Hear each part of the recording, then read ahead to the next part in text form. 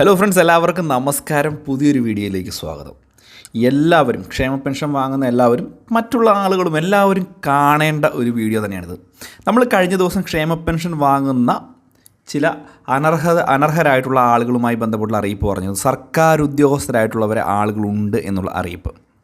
അപ്പോൾ വളരെ പ്രധാനപ്പെട്ട ഒരു നടപടി സംസ്ഥാന സർക്കാരിൻ്റെ ഭാഗത്തുണ്ടായിരിക്കുകയാണ്.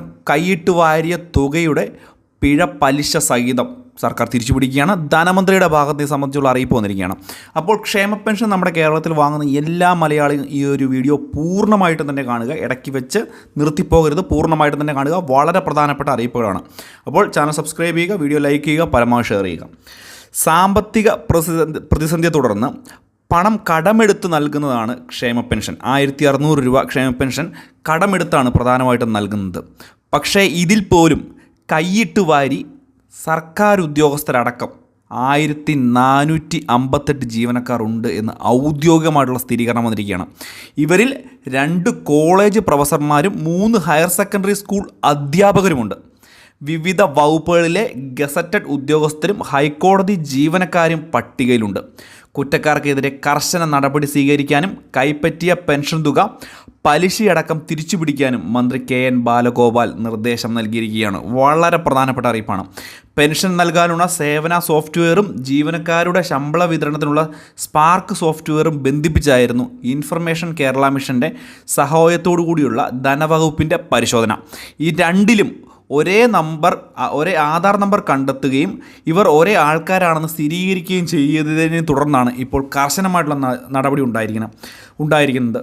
10,000ങ്ങളും ലക്ഷത്തിലേറെയും രൂപ മാസശമ്പളം വാങ്ങുന്നവർ ഓരോ വർഷവും മസ്റ്ററിംഗ് നടത്തുകയും അതിനുശേഷം ക്ഷേമ പെൻഷൻ വാങ്ങിക്കുകയും ചെയ്യുന്നു എന്നത് ധനവകുപ്പിനെ തന്നെ അക്ഷരാർത്ഥത്തിൽ ഞെട്ടിച്ചിരിക്കുകയാണ്.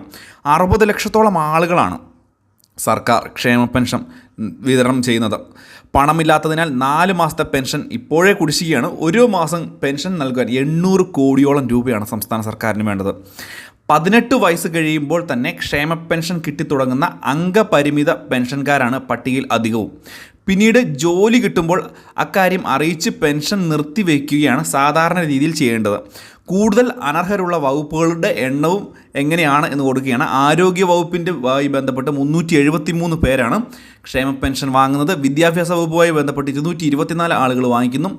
ആരോഗ്യ വിദ്യാഭ്യാസം 124 പേര് വാങ്ങിക്കുന്നു. ആയുർവേദം 114 പേര് വാങ്ങിക്കുന്നു. മൃഗസംരക്ഷണം 74, പൊതുമരാമത്ത് 47, സാങ്കേതിക വിദ്യാഭ്യാസം 46, ഹോമിയോപ്പതി 41, കൃഷി ഡിപ്പാർട്ട്മെൻറ്റുമായി ബന്ധപ്പെട്ട് 35, റവന്യൂ വകുപ്പുമായി ബന്ധപ്പെട്ട് 35 പേര്, ജുഡീഷ്യറിയുമായി ബന്ധപ്പെട്ട് 34 പേര്, ഇൻഷുറൻസ് മേഖലയുമായി ബന്ധപ്പെട്ട് 31 പേര്.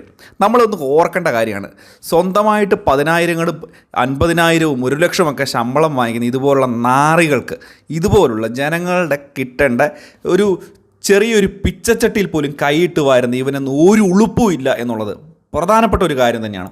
ഇവനെയൊക്കെ ഒന്നെങ്കിൽ ജോലിയിൽ നിന്ന് പിരിച്ചുവിടുന്ന ഒരു സാഹചര്യമാണ് ഉണ്ടാക്കേണ്ടത്. ഇതുപോലുള്ള കാര്യങ്ങൾ ഇത്രയും നാളും ചെയ്തിട്ട് ഇതിന് വെറും ഇത്രയും നാളത്തെ പൈസയും ഇത്രയും നാളും കൈപ്പറ്റിയ പണവും അതിൻ്റെ പലിശയും മാത്രമല്ല വാങ്ങേണ്ടത്. ഇവർക്കെതിരെ കർശനമായിട്ട് നടപടിയെടുത്ത് ഇതുപോലുള്ള ആളുകളെ ഡിപ്പാർട്ട്മെൻറ്റിൽ വെച്ചുകൊണ്ടിരിക്കാതെ, സർക്കാർ ഗവൺമെൻറ് ഉദ്യോഗസ്ഥരായിട്ട് വെച്ചുകൊണ്ടിരിക്കാതെ ഇവരെ പുറത്താക്കുകയാണ് വേണ്ടത്. ഇതുപോലുള്ള ഒരു ഉളുപ്പുമില്ലാത്ത ഇവനെയൊക്കെ കുറ്റിച്ചൂറ് കൊണ്ട് അടിക്കേണ്ട സമയം കഴിഞ്ഞിരിക്കുകയാണ്. എന്തുതന്നെയായാലും വളരെ നല്ലൊരു തീരുമാനമാണ് സംസ്ഥാന ധനകാര്യ വകുപ്പിൻ്റെ ഭാഗത്തുനിന്ന് ഉണ്ടായിരിക്കുന്നത്.